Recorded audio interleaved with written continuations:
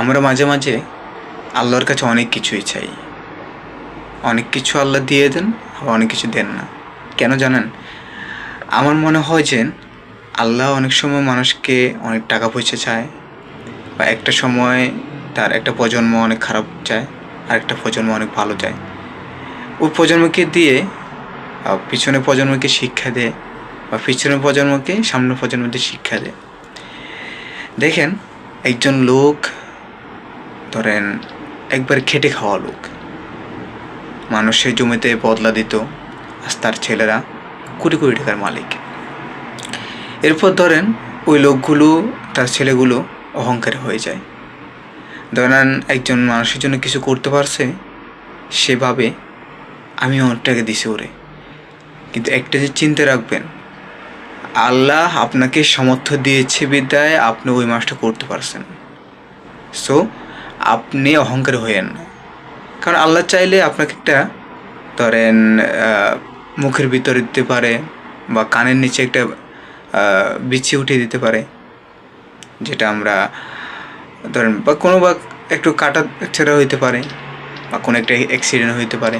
আপনি সব টাকা দুলিশ্বাত, আপনি আবার সেই ফকিরি থালা নিয়ে বসতে হবে। সো আপনাকে কিছু টাকা দিয়েছে আল্লাহ আমানত হিসাবে, আপনি মানুষের জন্য কিছু করতে পারবেন, এটার জন্য আল্লাহর কাছে আপনি হাজার হাজার হাজার বার শুকরিয়া করতে হবে।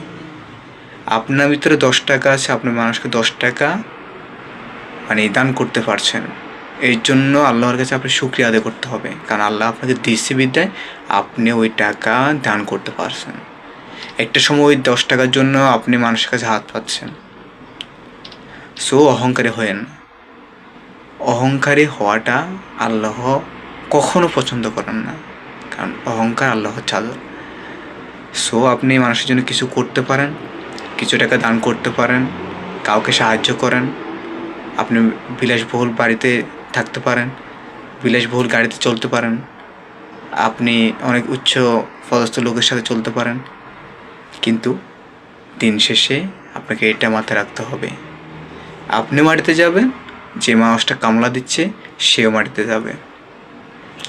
আপনার যে টাকা আপনি নিতে পারবেন না, সেম ওই কামলা দেওয়া মানুষের যে টাকা আর নাই, সেও কিন্তু কিছু হাতে নেবে না। সো অহংকারী হয়েন না। যা কিছু করতে পারেন সব সময় আল্লাহর কাছে শুকরিয়া আদায় করবেন। মানুষের কাছে কিছু আশা করবেন না। মানুষকে বলবেন না আমি তোকে দিচ্ছি, এটা নিয়ে তুই অনেক কিছু কর না। বলবেন আল্লাহ আমাকে দেয়ার সামর্থ্য দিচ্ছে বিদায় আমি তোকে দিছি, তুই কিছু একটা করে খা। সুতরাং দিন শেষে একটা জিনিস মনে রাখবেন, আল্লাহ আপনাকে দিয়েই সব কিছু পরীক্ষা করাচ্ছে। দুনিয়া ক্ষণস্থায়ী জীবনের অনেক কিছুই আল্লাহ আপনাকে দিবে পরীক্ষা করার জন্য, যেন আপনি মোত্তাকি হতে পারেন। আপনি অহংকারী হয়েন না। আমি অনেক মানুষকে দেখছি অহংকারী হয়ে যায়, আল্লাহর কাছে চাইতে থাকে, যখন আল্লাহ দিয়ে দেয় অহংকারী হয়ে যায়, ভুলে যায় তার পরিস্থিতি, তার সেই আগেরকার কেমন পরিস্থিতি ছিল, বা তার পুরুষেরা কেমন পরিস্থিতি ছিল। সো অহংকারী হয়েন না। আল্লাহ আমাদেরকে অহংকারী মুক্ত জীবনযাপন করার তৌফিক দান করুন। আল্লাহুম্মা আমিন।